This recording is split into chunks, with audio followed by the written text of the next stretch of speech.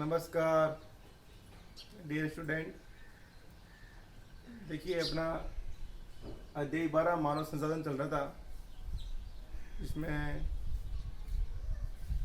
Next जो topic है वो है जनसंख्या वृद्धि के कारण। जनसंख्या वृद्धि के क्या कारण हैं? तो वेरी वेरी मोस्ट इम्पोर्टेंट बच्चों, ये आपके फ्यूचर में भी काम आएगा 10वीं के अलावा। क्या कारण है कि जनसंख्या वृद्धि के? जहाँ तक जनसंख्या बढ़ती रहेगी वहाँ तक ये जनसंख्या वृद्धि के कारण जरूर पूछेगा। तो बच्चों देखिए, ध्यान देना कि जनसंख्या वृद्धि के कारण क्या है। तो जनसंख्या वृद्धि के 3 घटक हैं: जन्म दर, मृत्यु दर और प्रवास। जन्म दर जो जन्म लेते हैं, मृत्यु जो मरते हैं, और प्रवास का मतलब होता है आना या जाना। प्रवास भी 2 प्रकार का होता है, उत्प्रवास, अप्रवास। उत्प्रवास का मतलब होता है कि जैसे कि यहाँ से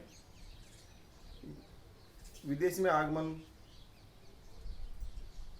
उत्प्रवास विदेश से यहाँ आना।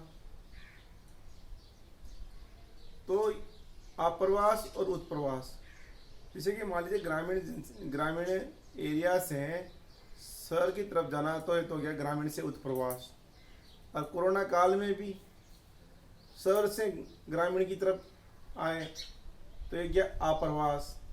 उत्प्रवास अप्रवास चलता रहता है। तो हम आज जनसंख्या वृद्धि के कारण के ऊपर नजर डालेंगे। तो जनसंख्या में होने वाले वृद्धि या परिवर्तन के 3 प्रमुख घटक हैं: जन्म दर, मृत्यु दर, प्रवास। कि जनसंख्या में होने वाले वृद्धि या परिवर्तन के 3 प्रमुख घटक है बच्चों: जन्म दर, मृत्यु दर, प्रवास हैं। अब जन्म दर और मृत्यु दर के बीच का अंतर जनसंख्या की प्राकृतिक वृद्धि दर है। तो क्वेश्चन आ जाता है बहुत सी बार कि प्राकृतिक वृद्धि दर किसे कहते हैं? तो जन्म दर और मृत्यु दर के बीच का अंतर को, जन्म दर और मृत्यु दर के बीच का अंतर जनसंख्या की प्राकृतिक वृद्धि दर कहलाती है। एक वर्ष में प्रति 1000 व्यक्तियों में जितने जीवित बच्चों का जन्म, एक वर्ष में प्रति 1000 व्यक्तियों में जितने जीवित बच्चों का जन्म होता है उसे जन्म दर कहते हैं। अब जन्म दर किसे कहते हैं? तो एक वर्ष में प्रति 1000 व्यक्तियों में जितने जीवित बच्चों का जन्म होता है उसे जन्म दर कहते हैं। बच्चे तो बहुत सारे जन्म लेते हैं, परंतु उनमें जीवित कितने बच्चे, उसे कहते हैं जन्म दर कहते हैं। ये वृद्धि प्रमुख घटक है, ये वृद्धि का प्रमुख घटक है। क्योंकि भारत में हमेशा जन्म दर मृत्यु दर से अधिक रही है। भारत में हमेशा जन्म दर क्या रही है? अधिक रही है, जबकि मृत्यु दर क्या है? कम रही है। तो ये प्रमुख घटक है। कौन सा? जन्म दर का। अब नेक्स्ट है, एक वर्ष में प्रति 1000 व्यक्तियों में मरने वालों की संख्या को, एक वर्ष में प्रति 1000 व्यक्तियों में मरने वालों की संख्या को मृत्यु दर कहा जाता है। तो मृत्यु दर, एक वर्ष में प्रति 1000 व्यक्तियों में मरने वालों की संख्या को मृत्यु दर कहा जाता है। तो जन्म दर में भी वो 1000 से करेंगे अपन, तो मृत्यु दर में भी 1000 से ही उसको आकलन करेंगे। तो एक वर्ष में प्रति 1000 व्यक्तियों में मरने वालों की संख्या को मृत्यु दर कहा जाता है। मृत्यु दर में तेज गिरावट भारत की जनसंख्या वृद्धि का प्रमुख कारण है। देखिए, मृत्यु दर में जो तेज गिरावट दर्ज की गई वही भारत की जनसंख्या वृद्धि का प्रमुख कारण है। क्योंकि भारत में स्वास्थ्य, खाद्यान्नों की आपूर्ति, इनमें आत्मनिर्भरता आ गई है। इससे जो मृत्यु दर में जो तेज गिरावट दर्ज की गई बच्चों, है ना, कि अब मरने वालों की संख्या कम हो गई है। तो मृत्यु दर में तेज गिरावट भारत की जनसंख्या वृद्धि दर का प्रमुख कारण है। तो ध्यान रखना कि भारत में जनसंख्या वृद्धि का प्रमुख कारण क्या है। तो आपका जवाब होगा, एक नंबर का क्वेश्चन आता है, मृत्यु दर में तेज गिरावट भारत की जनसंख्या वृद्धि दर का प्रमुख कारण है। कारण तो बहुत सारे हैं, पर प्रमुख कारण क्या है? ये कारण है प्रमुख। अब आगे देखते हैं बच्चों एक 1980 तक उच्च जन्म दर और मृत्यु दर में लगातार गिरावट के कारण 1980 में उच्च तो जन्म दर ये मृत्यु दर में लगातार गिरावट के कारण जन्म दर और मृत्यु दर में बहुत अधिक अंतर आ गया। वो इसी कारण जनसंख्या वृद्धि दर अधिक हो गई। अब 1980 तक उच्च जन्म दर और मृत्यु दर में क्या हुआ, गिरावट लगातार दोनों में कंपटीशन चल रहा है। तो इनमें क्या अंतर आ गया बच्चों, इनमें मृत्यु दर में और जन्म दर में अंतर आ गया। तो इसी कारण जनसंख्या वृद्धि दर अधिक हो गई। एक 1981 में धीरे धीरे जन्म दर में गिरावट प्रारंभ हो गई। इसके परिणाम स्वरूप जनसंख्या वृद्धि दर में गिरावट आई। अब 1980 का जो दशक हुआ उसमें ये हुआ कि बच्चों एक तो परिवार नियोजन और शिक्षा का स्तर ये धीरे धीरे आगे बढ़ा, तो लोगों में जागरूकता आई। तो 1981 से धीरे धीरे जन्म दर में गिरावट प्रारंभ हो गई, जिसके परिणाम स्वरूप जनसंख्या वृद्धि दर में गिरावट आई। नेक्स्ट, अब जनसंख्या वृद्धि का तीसरा घटक हमने देखिए, जन्म दर देख लिया, मृत्यु दर देख ली। अब तीसरा घटक है प्रवास। जनसंख्या वृद्धि का तीसरा घटक है प्रवास। तो प्रवास क्या है, व्यक्तियों का एक क्षेत्र से दूसरे क्षेत्र में चले जाने का को प्रवास कहते हैं। अब क्वेश्चन आ जाए कि प्रवास किसे कहते हैं, तो व्यक्तियों का एक क्षेत्र से दूसरे क्षेत्र में चले जाने को प्रवास कहते हैं। जैसे कि राजस्थान का व्यक्ति मध्य प्रदेश में चला जाए, ये तो क्या अंतर्राज्यीय प्रवास। यदि भारत का व्यक्ति अमेरिका में चला जाए, ये हो गया अंतर्राष्ट्रीय प्रवास। और स्थानीय प्रवास, जैसे कि ग्रामीण व्यक्ति शहर में चला जाए, ये स्थानीय प्रवास।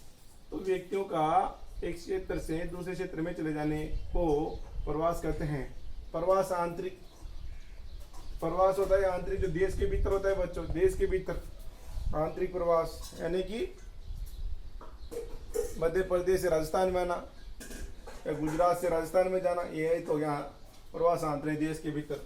अंतर्राष्ट्रीय देशों के बीच, जैसे अमेरिका से भारत से अमेरिका जाना है, अमेरिका से भारत आना, तो अंतर्राष्ट्रीय प्रवास हो सकता है।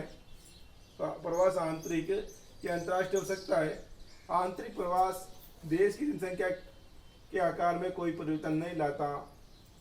अब जब बात चलती है कि आंतरिक प्रवास देश की जनसंख्या के आकार में कोई परिवर्तन नहीं लाता, लेकिन ये एक देश के भीतर जनसंख्या के वितरण को प्रभावित करता है।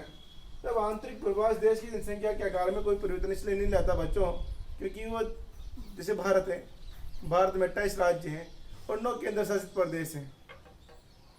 तो भारत का नागरिक राजस्थान में रहे तभी भारतीय कहलाएगा, अगर मध्य प्रदेश में रहे तभी भारतीय कहलाएगा। तो बच्चों आंतरिक प्रवास में देश की जनसंख्या आकार में कोई परिवर्तन नहीं लाता, लेकिन देश की जनसंख्या के भीतर जनसंख्या वितरण को प्रभावित जरूर करता है। जैसे कि मान लीजिएगा आज दिल्ली है, लोग रोजगार के लिए, नौकरी के लिए, इनके लिए दिल्ली में बस गए, तो वहाँ का जनघनत्व है 11,229 वर्ग किलोमीटर प्रति व्यक्ति वर्ग किलोमीटर है। तो बच्चों देखिए दिल्ली का है, क्योंकि वो असमान वितरण हो गया उसका। एक जगह तो अरुणाचल प्रदेश का देखिए 17 व्यक्ति प्रति वर्ग किलोमीटर है, इधर राजस्थान का देखिए 201 व्यक्ति प्रति वर्ग किलोमीटर। तो ये क्या है, जो आंतरिक प्रवास है देश की जनसंख्या आकार में कोई परिवर्तन नहीं लाता, लेकिन ये देश के भीतर जनसंख्या वितरण को प्रभावित करता है। अब नेक्स्ट देखिए, जनसंख्या वितरण उसके घटकों को परिवर्तित करने में प्रवास की महत्वपूर्ण भूमिका होती है। जनसंख्या वितरण उसके घटकों को परिवर्तित करने में प्रवास की महत्वपूर्ण भूमिका होती है बच्चों। आगे देखेंगे,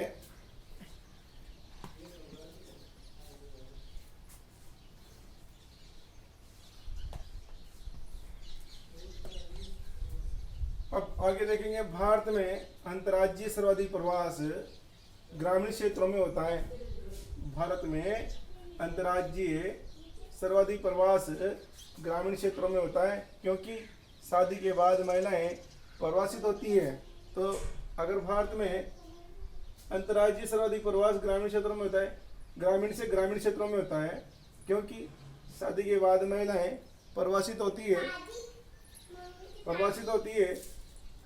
तो ये पहला तो हो गया, शादी के बाद महिलाएं प्रवासित थी, तो प्रवासित होने की वजह से महिलाएं एक गांव से दूसरे गांव में जाती हैं शादी होने के बाद। दूसरे नंबर पर प्रवास ग्रामीण से शहरी क्षेत्रों की ओर होता है। आपको पता है, ग्रामीण से शहरी क्षेत्रों की ओर होता है, क्योंकि आपको पता है, आप जानते हैं कि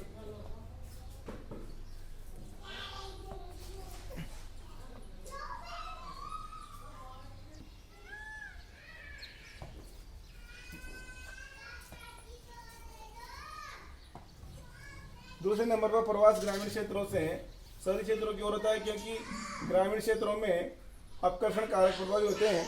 आपको पता है कि ग्रामीण क्षेत्रों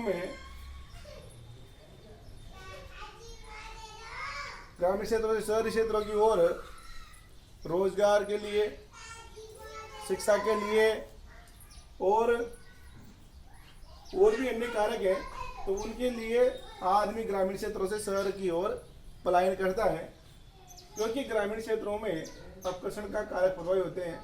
तो ये कारक जो होते हैं, अपकर्षण का मतलब होता है मूलभूत सुविधा नहीं है, चिकित्सा नहीं है, स्वास्थ्य नहीं है, तो ये इन कारणों की वजह से, ये कारक की वजह से शहरों में लोग पलायन करते हैं। ये ग्रामीण क्षेत्रों में गरीबी, क्यों बेरोजगारी की प्रतिकूल अवस्थाएं तथा नगर का आकर्षण प्रभाव रोजगार में वृद्धि, अच्छे जीवन को दर्शाता है। दूसरी बात है कि ग्रामीण क्षेत्रों में जो गरीबी है, बेरोजगारी है की प्रतिकूल अवस्थाएं बच्चों, तो लोग रोजगार के लिए, किसके लिए? रोजगार के लिए लोग शहरों की तरफ पलायन करते हैं। और देखिए, वहाँ की चमक दमक लोगों को प्रभावित करती है। तो आपने देखा होगा कि जहाँ फैक्ट्रियाँ होती है, वहाँ कच्ची बस्ती का निर्माण हो जाता है, वहाँ अपराध भी ज़्यादा होते हैं। तो नगरीकरण, औद्योगिकरण और नगरीकरण दोनों एक साथ चलते हैं बच्चों, दोनों ही एक साथ चलते हैं। नगरीकरण, औद्योगिकरण के साथ नगरीकरण, नगरीकरण के साथ अपराध, जनसंख्या वृद्धि, कच्ची बस्तियां, प्रदूषण, सब कुछ एक साथ चलते हैं। तो ये प्रवास का ही कारण है। आगे हम देखते हैं जनसंख्या घनत्व। अब देखिए, जनसंख्या घनत्व असमान वितरण का चित्रण करता है। जनसंख्या घनत्व असमान वितरण का चित्रण करता है बच्चों, यानी कि कहीं तो ज़्यादा है, कहीं कम है, तो उसका चित्रण जनसंख्या घनत्व करता है। प्रति इकाई क्षेत्रफल में रहने वाले व्यक्तियों की संख्या को जनसंख्या घनत्व कहते हैं, यानी कि 1 वर्ग किलोमीटर की परिधि में, 1 वर्ग किलोमीटर की परिधि में रहने वाले व्यक्तियों की संख्या को क्या कहेंगे? जनसंख्या घनत्व कहते हैं। यानी प्रति इकाई क्षेत्रफल में रहने वाले व्यक्तियों की संख्या को जनसंख्या घनत्व कहते हैं। प्रति इकाई क्षेत्रफल में रहने वाले व्यक्तियों की संख्या को जनसंख्या घनत्व कहते हैं। अब 2011 में भारत की जनसंख्या घनत्व, अब देखिए 2011 की जनगणना के अनुसार भारत की जनसंख्या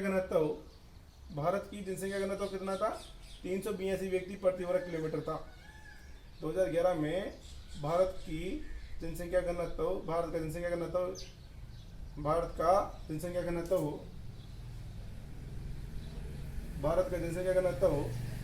382 व्यक्ति प्रति वर्ग किलोमीटर था। कितना था? ध्यान रखना, 382 किसके अनुसार? 2011 के अनुसार वर्ग किलोमीटर था। जहां राज्यों में, अब देखिए, जहां राज्यों में, अगर हम राज्य की बात करें तो भारत में 28 राज्य और 9 केंद्र शासित प्रदेश हैं। जहां राज्यों में बिहार का जनसंख्या घनत्व 1102 व्यक्ति प्रति वर्ग किलोमीटर हैं, जो सर्वाधिक हैं बिहार का। 1102 व्यक्ति प्रति वर्ग किलोमीटर हैं जो सर्वाधिक हैं।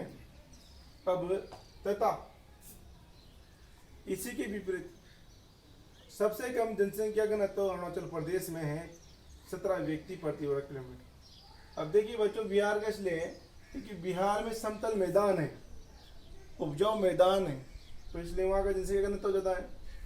और ये अरुणाचल प्रदेश तथा अरुणाचल प्रदेश में 17 व्यक्ति प्रति वर्ग किलोमीटर सबसे कम है। तो यहाँ का अरुणाचल प्रदेश का सबसे कम जनसंख्या घनत्व होने का कारण ये है, एक तो ये पहाड़ी इलाका है, थोड़ा पठारी भूभाग है, यहाँ पर मैदानी भूभाग बहुत कम है, पेड़ पौधे ज़्यादा हैं, पहाड़ी इलाका है। तो यहाँ की जो जीवन शैली है वो थोड़ी कठोर है। तो यहाँ पर 17 व्यक्ति प्रति वर्ग किलोमीटर के परिधि में लोग निवास करते हैं। कहाँ पर? अरुणाचल प्रदेश में। तो सबसे ज़्यादा घनत्व किसका है? बिहार का। सबसे कम घनत्व किसका है? अरुणाचल प्रदेश का। कितना है? 17 व्यक्ति वर्ग किलोमीटर। भारत का कितना है? 382 व्यक्ति प्रति वर्ग किलोमीटर। अब 2011 जनघनत्व, अब देखते हैं आंकड़े देखते हैं। 2011 का जनघनत्व 382, वास्तविक वृद्धि दर कितनी है? 57। अब प्रतिशत वृद्धि दर रही है 17.5। कितने हैं? 17.5। अब आगे देखते हैं राजस्थान में जनसंख्या घनत्व। राजस्थान का जनसंख्या घनत्व 2011 में, राजस्थान का अपने राज्य का है कि राजस्थान का जनसंख्या घनत्व 2011 के अनुसार 201 व्यक्ति प्रति वर्ग किलोमीटर हैं। और इसमें 2001 में जनसंख्या घनत्व 165 व्यक्ति वर्ग किलोमीटर की तुलना में 36 व्यक्ति प्रति वर्ग किलोमीटर की वृद्धि हुई। यानी कि 2001 में बच्चों 165 व्यक्ति थे, परंतु अब 2011 में 201 व्यक्ति प्रति वर्ग किलोमीटर हो गया। यानी कि 36 व्यक्तियों की क्या हो गई? वृद्धि हो गई। राजस्थान के जिलों में, राजस्थान में 33 जिले हैं। राजस्थान के जिलों में जनसंख्या घनत्व के संबंध में भारी असमानता है, क्योंकि पूर्वी जिले और पश्चिमी जिलों में भी भारी असमानता है, क्योंकि अरावली पर्वतमाला राजस्थान को असमान 2 भागों में बांटती है। तो पूर्वी और पश्चिमी भागों में बांटते हुए राजस्थान के जिलों में जनसंख्या घनत्व के संबंध में भारी असमानता है बच्चों। अब आगे देखते हैं हम 2011 में राजस्थान का सर्वाधिक जनसंख्या घनत्व।